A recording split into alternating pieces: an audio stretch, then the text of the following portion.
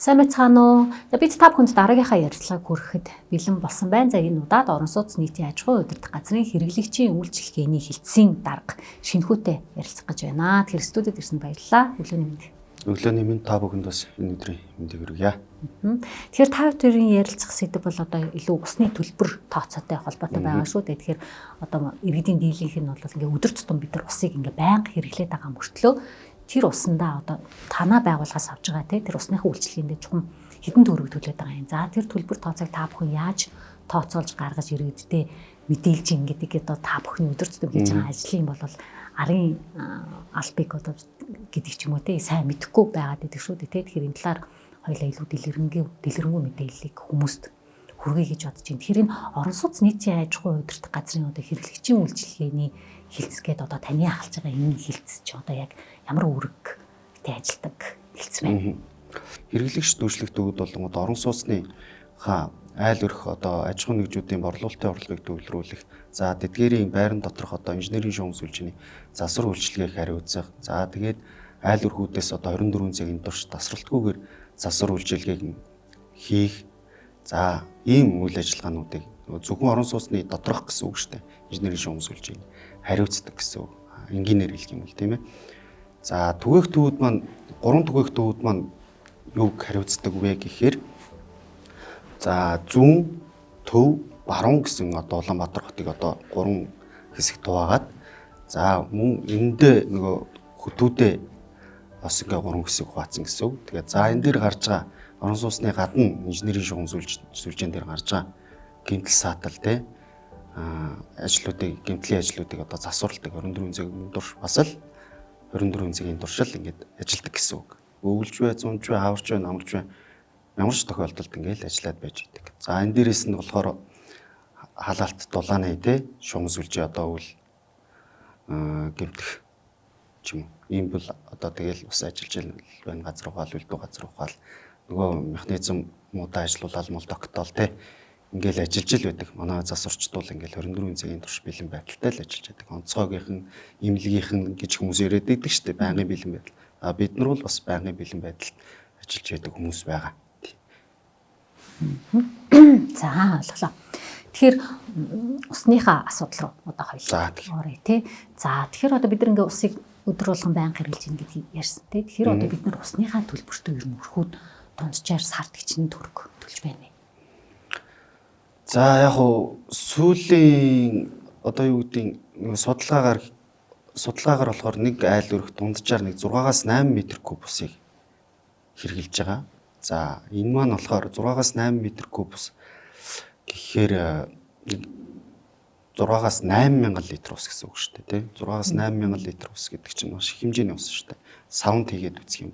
1 тонны сав одоо ямар их хэмжээтэй байдаг вүлээ тий. Тэгэхээр 6-аас 8,000 литр ус гэр маш их хэмжээний ус байгаа. За энийг болохоор 1 литр усыг одоо батлагдсан тарифаар 1 төгрөг 34 мөнгөөр худалдаж авч байгаа. Энэ нь үйлчилгээний л төлбөр шүү дээ. Үйлчилгээний төлбөр.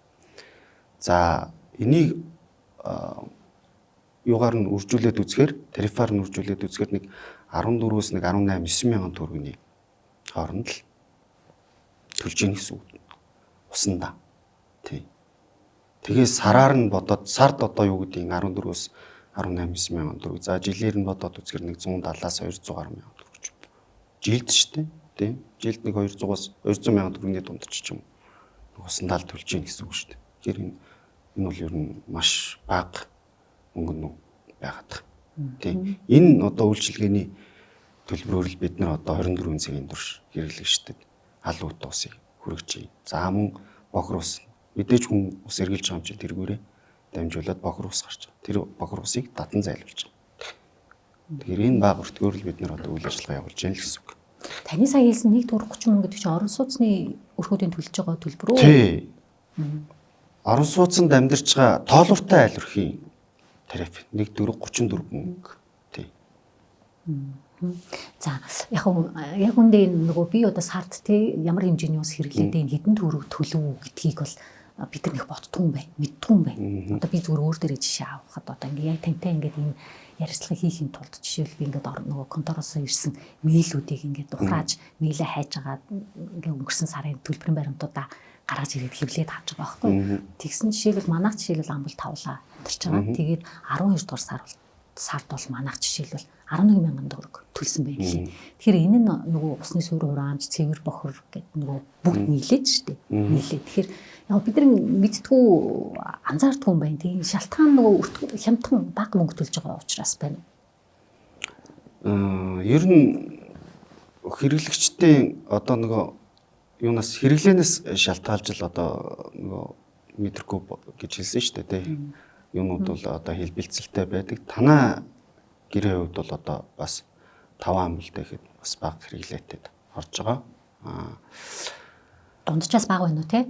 Тий, дунджаас арай бага болсон. Тэгэхээр яг 11,000 төгрөгийг яг 1,434 мөнгөөр бодоод үзэхэр нэг 4-5 метр куб орчим хэрэглэсэн байгаа байхгүй сард тий. Тэгтэл бас өндөр шүү дээ 4-5,000 литр ус. Гэл литрээр ярих юм бол хүмүүс метр куб гэхээр 1 2 3 4 гэл ингээл нэг баг тоом шиг ингээд бодоод байдаг. За яг үндсэндээ ингээд бодоод үзэх юм бол литрээр одоо үржүүлээд ингээд бодоод үзэхээр, шилжүүлээд бодоод үзэхээр энэ бол маш их хэмжээний ус болоод байдаг байхгүй тий. Тэгэхээр энийг л бас яг литрлүү шилжүүлж бодох нь зүйтэй. Усны төлбөрийн баримтаа харахаар ингээд та хэд метр кубээр бичсэн байгаа байхгүй юу? Тэнгүүд нөө метр куб гэхээр бид нар чинь шууд за энийг би 1000-аар үржүүлнэ гэж боддгүй юм билий. Тэр төлбөрийн баримтаа энэ та хайж литрээр нь байвал яа тийм. Тэгвэл хүмүүс бас нэг буухгүй юм. Яг уу энийг нөгөө цаанаас гаргасан юу байгаа л да батлаад өгсөн лээ. Үгүй юуны усны зохицуулахаараа түрүүнд хэлсэн шүү дээ. Гоцуур усан хэмжээ хариуцах татвар ашиглалт үйлчлэгийг зохицуулах хороо гэдэг. Одоо усны үн тарифтай холбоотой гаргадаг байгууллага байгаа. Манайд бас тусгай зөвшөөрөл олгодог тий. Ийм байгууллага зөвхөн устай холбоотой. Цэвэр бохир устай холбоотой. За нөгөөх нь болохоор эрчим хүчний зохицуулах хороо гэдэг дулааны эрчим хүч цахилгаантай. Цахилгааны эрчим хүчтэй холбоотой асуудлуудыг шийддэг. Ийм хоёр төрлийн байгууллага байгаа байхгүй. Тэгэхээр эндээс нэг үн тарифыг тогтоож өгдөг учраас одоо нэг айл өрхийг метр кубээр тооцож авна гэдэг ингээ метр кубээр тооцож авна гэж гаргацсан байдаг учраас бид нар тэрний дагуу л мөрдөж ажиллаж байна гэсэн үг л дээ. Яг сүүлд ашиглалтанд орсон орон сууцнууд бол ер нь бүгд тоолууртай юм байна гэж би ойлгосон. Гэхдээ тоолуургүй өрхүүд байгаа Улаанбаатарт. За Улаанбаатар хотын хэмжээнд тоолуургүй өрхүүд байгаа. Ер нь манай байгууллагын хувьд бол нөгөө 70 гаруй жилийн түүхтэй байгууллага учраас одоо орон сууц анх баригдахад л манай байгууллага ер нь юу яас гэсэн үг байхгүй. Хамт байгуулагдсан гэсэн үг. Байгуулагдсан л гэсэн үг байхгүй юу тийм. Тэгэхээр л хуучны орон сууцнууд бас ихтэй тийм байдаг. Тэгээд тоолуургүй өрхүүд маань яагаад тоолуургүй байдаг вэ гэхээр хоёр шалтгаан байгаад. Нэгдүгээр инженерийн шугам сүлжийн нөгөө хуучныхаараа хуучны орон сууцуд гэсэн үг. Энэ юу яагаад тоолуур сурлуулах боломжгүй байдаг вэ гэхээр нэгдүгээр тоолуур сурлуулах зай талбай байдгүй. Тэгээд хоёрдугаарт энэ цахирган схемтэй инженерийн шугам сүлжийн цэвэр усных нь инженерийн шугам сүлжийн цахиргийн схемтэй. Энэ ямар учиртай вэ гэхээр одоо нэг айлаас нөгөө айл руугаа дамждаг гэсэн үг. Тэгэхээр хажуудлынх нь айл тоолуур тавьжгаар нөгөө айлынх нь тоолуурын төлбөр нөгөө айл дээр нь гараад байх нь шүү дээ. Хажуудлынх нь айл тий. Ингээд давтагдаад юу гэдгийг одоо хажуудлынх нь яг зэрэгэлдээ хоёр айл байлаа гэхэд за зүүнтлийнх нь айл тоолуур тавьчлаа, баруун талынх нь айл тавьчлаа гэхээр баруун талынх нь айл зүүн талынхаа айлаас дамжаад баруун талынхаа айл руу орж байгаа тохиолдолд баруун талынх нь айлынх нь хэрэгэлсэн төлбөр нь зүүн талынх нь айл дээр ингээ гараад байна гэсэн. Тэгэхээр энэ боломжгүй нөгөө схемийн өөрчлөлт хийхээр л маш их одоо нөгөө зардлууд гарна тий. Тэгээд нөгөө айлууд нь зөвшөөрөхгүй гэдэг асуудлууд гарна. Тий, ийм асуудлууд байгаа. За хоёр дахь асуудал нь болохоор нөгөө тоолуургүй задгаа хэрэглээгээр буюу хүнээр тооцдог байгаа. Нэг хүнээр тооцдог. За нэг хүний хоногийн хэрэглээг болохоор 200 литр хоногоор тооцдог. Дунджаар. Тий, дунджаар. Тэрийг одоо та бүхэн яаж энэ сүүлийн одоо 3 жилийн ч юм уу 5 жилийнхаа хүртэлтэй тэрийг бол юунаас бас тогтоогод өгсөн байдаг. За түрүүнд дурдсан байгаа. Тий, тогтоогод өгсөн 200 литр хоног байна. Хоног байдаг. Хоногт 200 литр гэдгээр тооцоод тэгээд авдаг гэсэн үг. Тэгэхээр ер нь ихэнхдээ юу гэдгийг хорооноосоо нөгөө тодорхойлолтоо бол манайх 2 ам бүлтэй гэл манад өгөөл манайтай гэрээ гэл 2 ам бүлээр ингээл төлбөр тооцоо хийдэг штэ тий.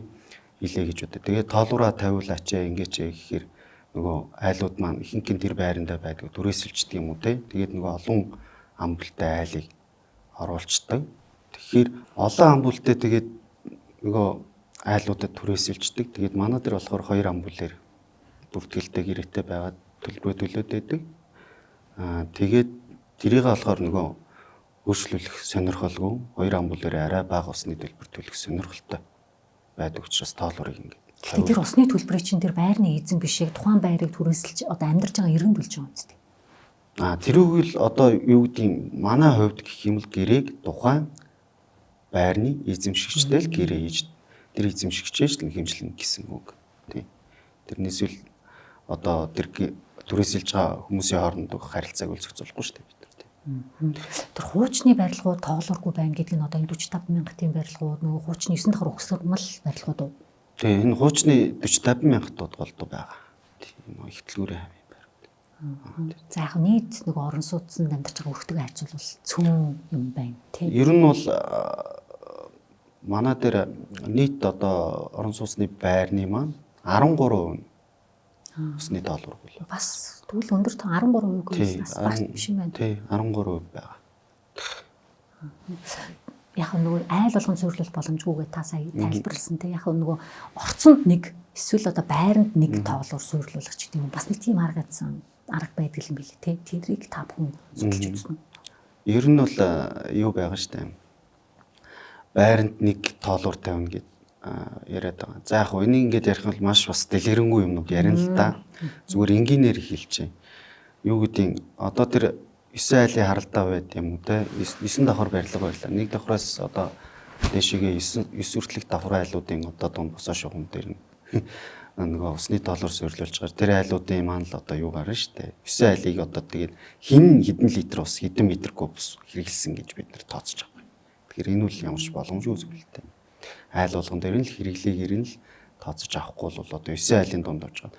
Та 5-ын төлчгөө нэг давхрынхын нэгийн төлчгөө гээд ингээ хэлхий суужиж болохгүй шүү дээ тийм ээ. Тийм учраас энэ бол боломжгүй. Бас цаанаас дөрөвний хэлсэн манай хот зур усан хэмжээгээр дотоодмын ашиглалтыг зохицуулах орноос бас энийг зохицуулдаг тарифыг батлаад өгчдөг учраас энэ бол боломжгүй зүйл байна. За.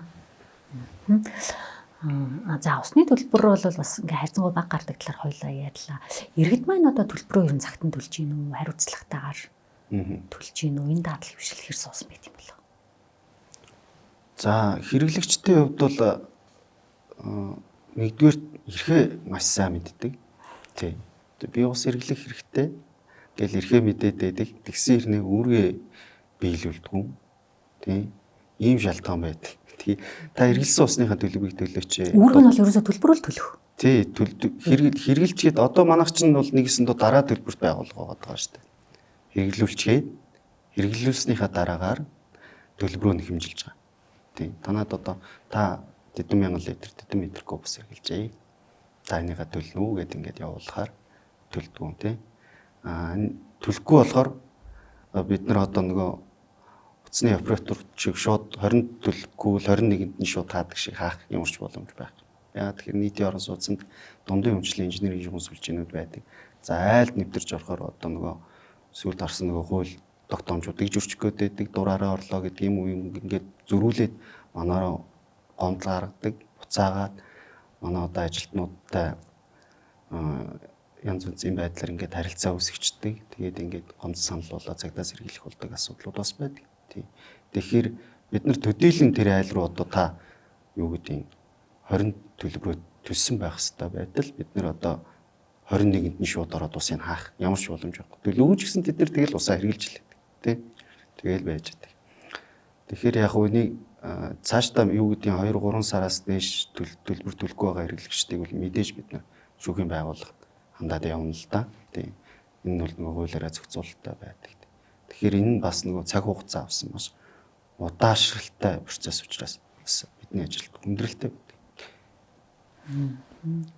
Хүндрэлтэй байдаг гэдэг нь одоо яг яаж нөлөөлөх вэ? Одоо нөгөө 24 цаг тасралтгүй найдвартай үйл ажиллагаа явуулах бид нар үүрэгтэйгээ та ярьсан шүү дээ. Тэгэхээр тэр одоо халуугүй дуусыг ингэж хүргэх үйлчлэгийн ямар одоо санхүүгийн их усрын мэдээж багасна тий. Яг үйлчлэгийн ямар хүндрэл үүсэх үү таны ажилд? За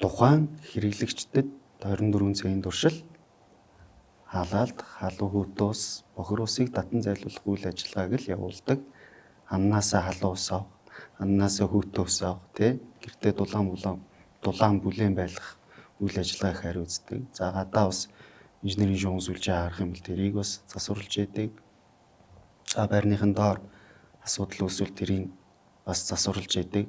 Гэрт нь ус алдлаа гэд бас манайхаар бол засварлаж яадаг. Энэ үйл ажиллагааг явуулдаг инженерийн байгууллага байхгүй юу. Гэтэл сөөхөн мөнгө гэж бас яриад. Сөөхөн мөнгө л тустай байхгүй юу. Тэгэхээр энийг бас хүмүүс маань ялгаж салгаж ойлгосоо гэж хүсдэг. За нөгөө төлбөрөө цагтан төлөөд байгаа 30% маань одоо 30-аас 40% маань төлөхгүй байгаа нөгөө 60%-ийнхаа улмаас одоо хохирох нөгөө усныхаа үйлчлэгийг цаг тухай бүрд нь авч чадахгүй байх дээр хүрэх эрсдэл үүсдэггүй. Яа тэгвэл эн чинь нөгөө дундын өмчлөлийн инженерийн шугамсуулжийгээ та нэг ярьсан да. Мэдээж үсэл юу яах вэ?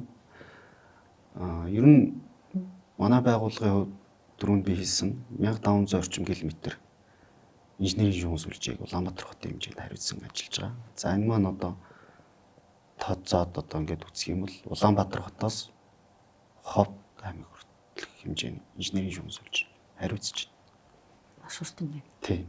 Гэтэл энэ урт инженерийн шугамсуулжийн маань 60% орчим нь насжилтын хугацаанд дууссан. Шинжлэх шаардлагатай. Тийм. Инженерийн шугамсуулж байгаа. За үүнээс 900 орчим километр нь болохоор цэвэр бохир усны инженерийн шугамсуулж байгаа. Тийм. Тэгэхээр би яг юу хэлэх гээд байна вэ гэхээр одоо энийг шинжилж чадахгүй насжилсан дууссан шугам бол хизээч магадгүй өнөөдөрч маргааш ч юм уу хизээч хагарч гэмтэж магадгүй тийм. Гэтэл одоо халуун дулаан орон сууцнд амьдарч байгаа айлууд цагт нь төлбөрөө төлдөг одоо айлурхууд маань тэр гэмтчих юм бол гадны шугам гэмтчих юм бол 1 цагаас 24 цаг 48 цаг ч юм уу хэдэн цагч болж магадгүй шүү дээ гэмтлээс ам. Тэгэхээр халуун дуусаа авч чадахгүй халаалтаа авч чадахгүй ч юм уу ийм асуудлууд үүснэ. Тэгэхээр ийм асуудал үүснэ л дээ нөгөө цагтаа төлбөрөө төлдөг айлууд маань тийм. За нөгөө манай улс чинь нэгдсэн үндэстний байгууллагын гишүүн орон тэг нүүбийн нөгөө нэг конвенцэд эсэж орсон байт юм байна. Тэр конвенцэд болохоор усны төлбөрийг бас нэг дээд хязгаарыг тавьж өгсөн байт юм байна. Ус бол одоо бидний тийм анхдагч хэрэгцээ хүн болвол унтны цэвэр ус архан гэх тийм хэрэгтэй гэж үзээд одоо өрхийн орлогын 5%-аас бол хэтрэхгүй гэсэн юм тааз тогтоож өгсөн байт юм байна. Тэгэхээр одоо бидний төлж байгаа усны төлбөр бол энэ өрхийн орлогын хэдэн хувь орчим байна вэ? За энэ болохоор нөгөө дундаж хэрэглээтэй, дундаж одоо орлоготой айл өрх тий дундаж орлоготой айл өрхтэй харьцуулахад бол 1% нь шүрхгүй хэмжээний усны мөнгөнд байгаад байгаа. Тий. Ер нь түрүүнд хэлсэн шүү дээ 14-өөс 19 мянган төгрөг 18 мянган төгрөгийг сард цэвэр бохир усандаа төлж байна. Тэгэхээр өнөөдөр юу гэдгийг 1 литр ус 1 төгрөг 34 мөнгө. Тийм. Гэтэл одоо тамхи татдаг хүнээр зүүрлээд хэлэх юм бол өдөрт нэг хайрцаг тамхи татдаг хүн бай гэж бодъё тий. 20 ширхэг янж бүр. Өнөөдөр тэгэхээр нэг хайрцагтай тамхи маань 4-5 мянган төгрөг байгаа. Тийм. Тэгэхээр нэг хайрцаг тамхиг одоо татаал өдөрт нь хайж байгаа шүү дээ. Гэтэл усаар бодоод үзэх юм бол энэ нэг 3700 литр ус 1 төгрөг 34 мөнгө орчим гэж бодоод үзэх юм бол 3700 литр усыг зүгээр л хайчих гэсэн үг шүү дээ. Тэгэхээр маш их хэмжээний усаар ингээд яах гээд байгаа шүү дээ. Тэнцгээд байгаа шүү дээ. Тийм л аа. Тэгэхээр ер нь цаашдаа энэ үйлчлэгээний усны үн тарифын үйлчлэгээний төлбөрийг бол одоо нэмэх шаардлагатай л гэж үзээд байгаа. Тийм манайх бол ер нь яг одоо юуны өртгөө бол нөхөж чаддгүй. Тийм. Хизэнээс. За ер нь бол байнга штэ. Ер нь байнгын л усан дээр өртгийн алдагдaltaй л явж байгаа. Сүүлийн 3 жилийг харахад хүртэл байнгын л юм алдагдaltaй л яваад байгаа. Төгнөгч чадахгүй хэмжээнд явж байгаа.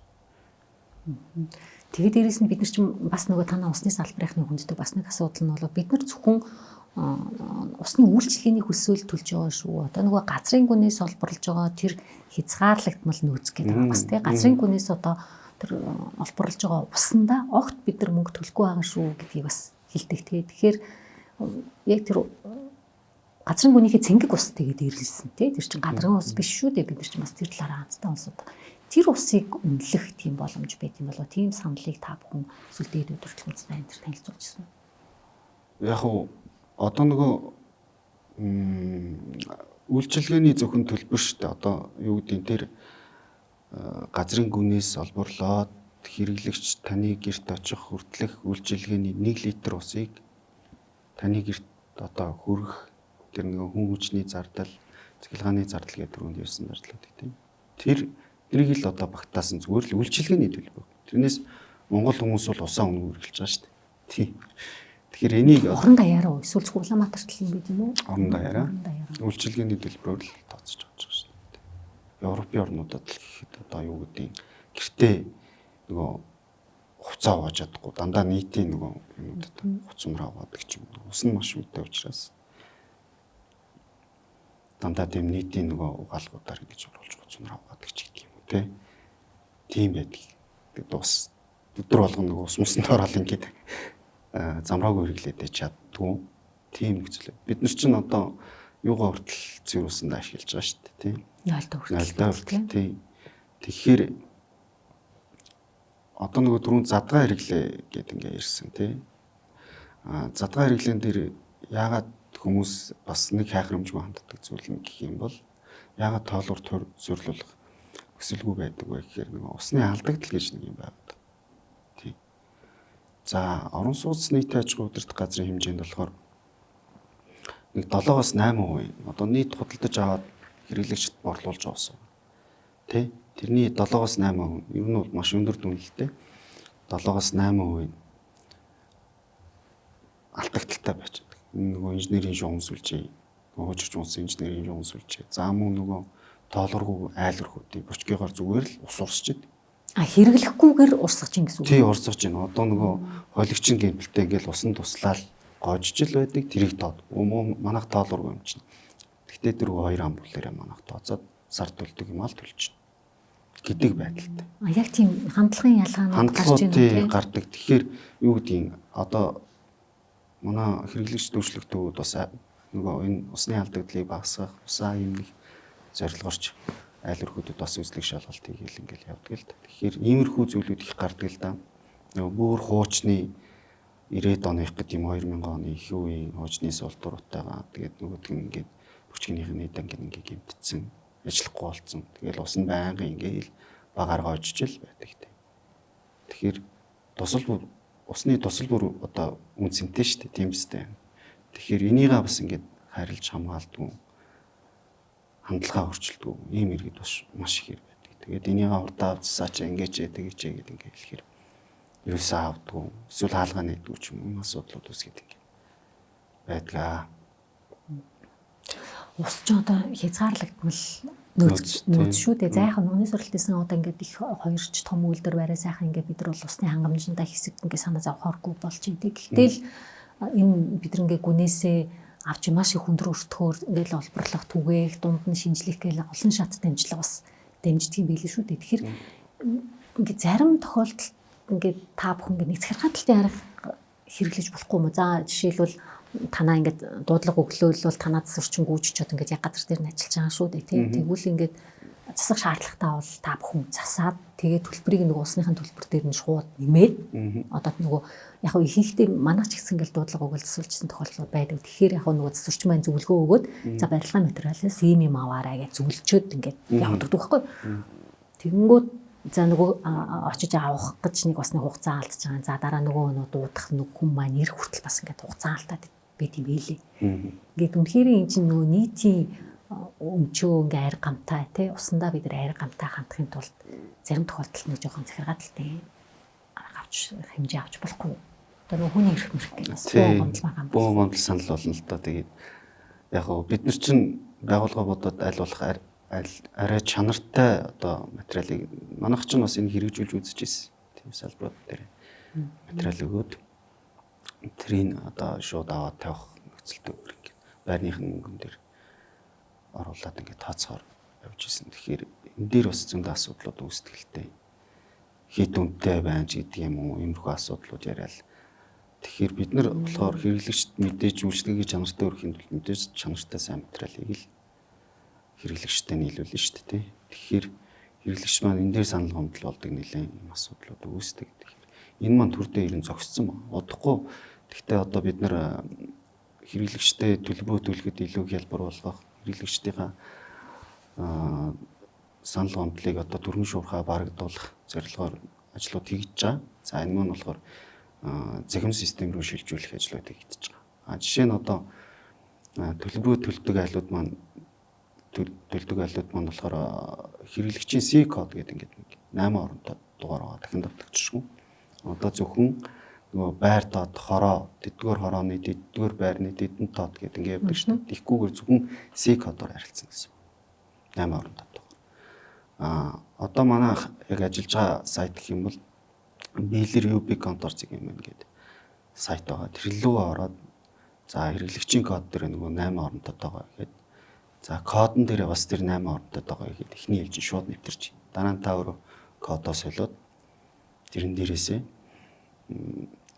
төлбөрөө төлөөд за манай яг тоолуурын заалтан дээр бас маш маргаан болдог шүү дээ. Манай тоолуурыг илүү үтцсэн байна, дутуу үтцсэн байна.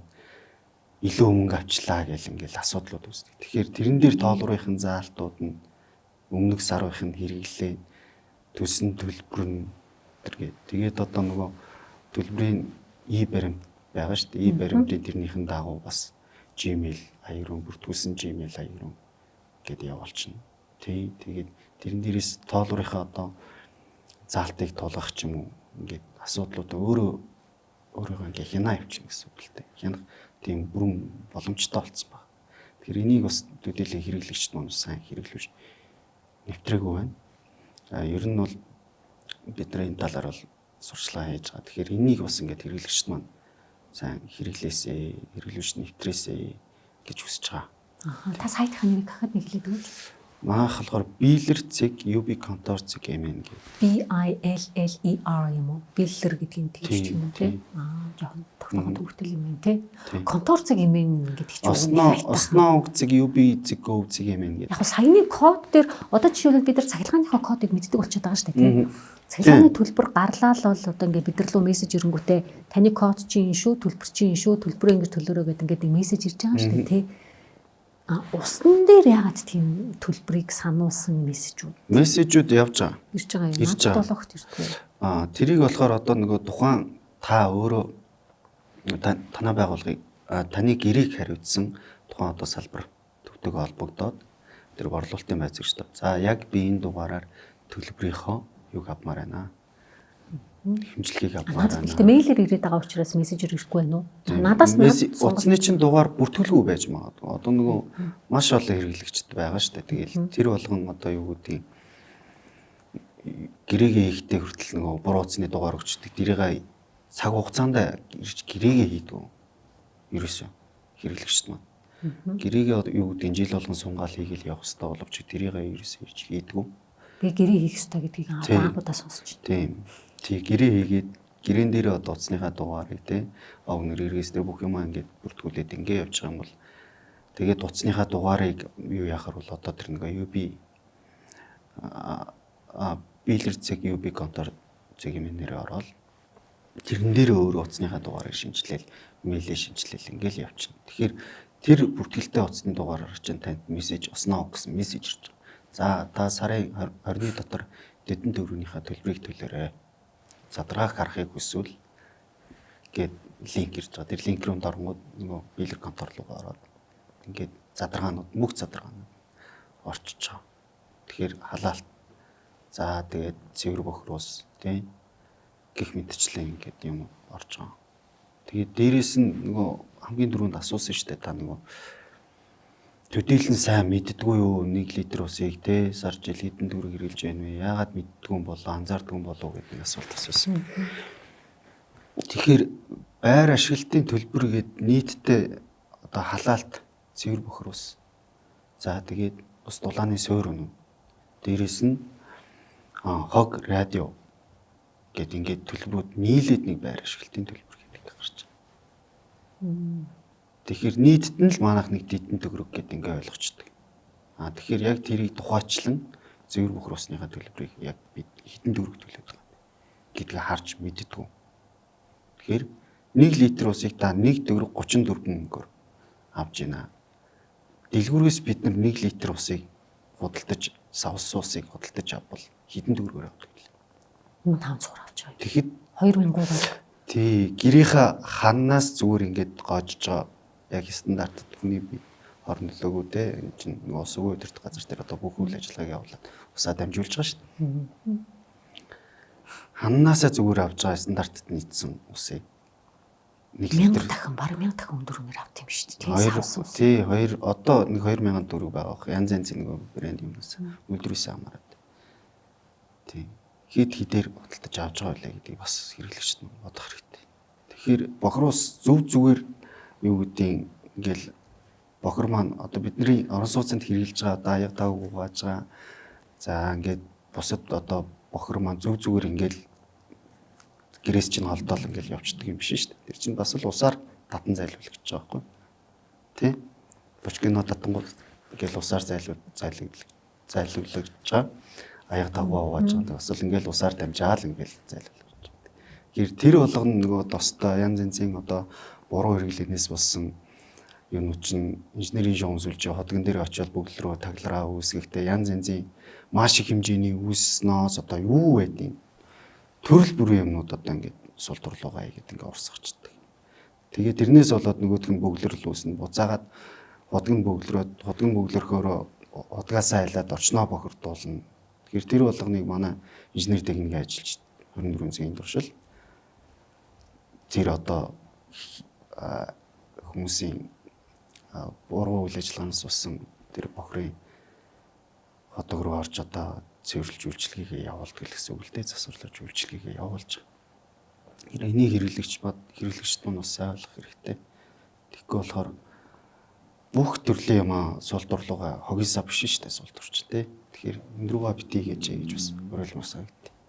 За та хэрэглэгчийн үйлчлэгээний хэлтсийн дарга тий. Тэгэхээр одоо яг хэрэглэгчдэг одоо ингээд та тэр ярилцлага үзэж байгаа одоо ингээд хэрэглэгчид жишээлбэл танах руу хандъя гэвэл ямар утсаар хандж одоо мэдээлэл авч гомдол саналаа хэлэх боломжтой байдгийг та бүх хүн хэрэглэгчтэйгээ ямар суугууд холбогдож байна? За манай дээр болохоор 7011 1753 гэдэг хэрэглэгчтэй модал саналыг авдаг гэсэн. Үнэхээр за мөн манай орон сууц Улаанбаатар хот одоо Улаанбаатар хотын орон сууцны аж ахуй удирдах газар гэдэг нэг пэйж хаяг маань байгаа. Тэрэн дээрээс бас мэйл хаяг байгаа. Мэйл хаягаараа гээд сан хондлуудыг хүлээж авч байгаа. За төгсгөлд нь хэлгээд хэрэглэгчд маань дөрөв тэрхээ мэдж байгаа юм чи өөргөө ухамсарлаад төлбөө цаг тухайд нь төлдөг байгаасай гэж хүсэж байна. За мөн гэрээгээ тий гэрээгээ одоо цаг тухайд нь тухайн хариуцсан салбар дээр бас байгуулдаг байгаасай. За тэгээд одоо бидний яг нэвтрүүлж байгаа энэ цахим системийг бас дэмжиж яг захимаар одоо бүгд төлбөрөө төлөөд өөрсдөө хяналтаа хийгээд бас явдаг байгаасаа гэж хүсэж байна. За дээрэс нь мөн одоо нөгөө сул дурлуугаа гэдэг юм уу юу руу одоо битгий тусдаа одоо төрөл бүрийн одоо ингээд хог могаа хийгээч гэж хүсэж байна. За тэгээд сүүлд нь хэлэхэд бидний үйлчилгээ таны хайдахын баталгаа шүү. Тэгэхээр бид нартай ингээд манай байгууллагын одоо нэвтрүүлж байгаа үйл ажиллагааг цаашид хэрэглэгчд маань одоо ингээд ойлгож ажилласаа гэж хүсэж байна. Баярлалаа.